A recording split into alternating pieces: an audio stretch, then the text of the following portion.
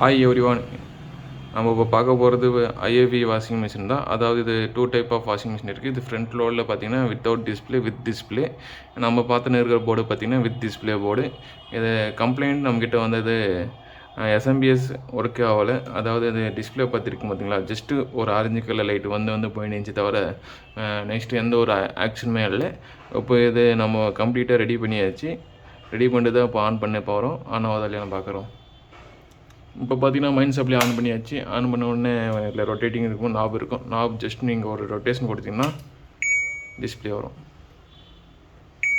இப்போ பார்த்தீங்கன்னா டிஸ்பிளே எந்த ஒரு ஃப்ளக்சுவேஷன் நடக்கல, நல்லாவே இருக்குது. வோல்டேஜ் பார்த்தீங்கன்னா 12 வோல்ட்டு, அதே மாதிரி 5 வோல்ட் செக்ஷன் எல்லாமே ஸ்டாண்டர்டாக இருக்குது. மோஸ்ட்லி இதுக்கு முன்னே பார்த்தீங்கன்னா ஃப்ளக்சுவேஷன் ஆகிருந்துச்சு.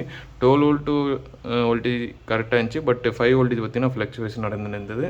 அதனால நம்ம என்ன பண்ணோம் பார்த்தீங்கன்னா மைன் எஸ்எம்பிஎஸ் ஐசி, அதுக்கப்புறமா ஒரு ஃபில்ட்ரு, இது மைன் ஃபில்ட்ரு, இது ரெண்டுமே நம்ம செட்டாக சேஞ்ச் பண்ணிட்ட அப்புறமா பார்த்தீங்கன்னா அந்த பக்கா ஒர்க் ஆகினு இருக்குது.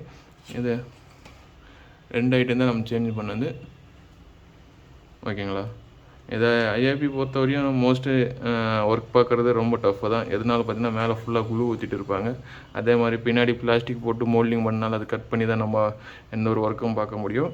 அப்போ அது மாதிரி நான் பின்னாடி ஃபுல்லாக கட் பண்ணிட்டு இருக்கேன். கட் பண்ணிட்டு எல்லாமே ஐசி கெப்பாசிட்டர் எல்லாமே சேஞ்ச் பண்ணிட்ட அப்புறமா நம்மளுக்கு ப்ராப்பராக ஒர்க் ஆகின்னு இருக்குது.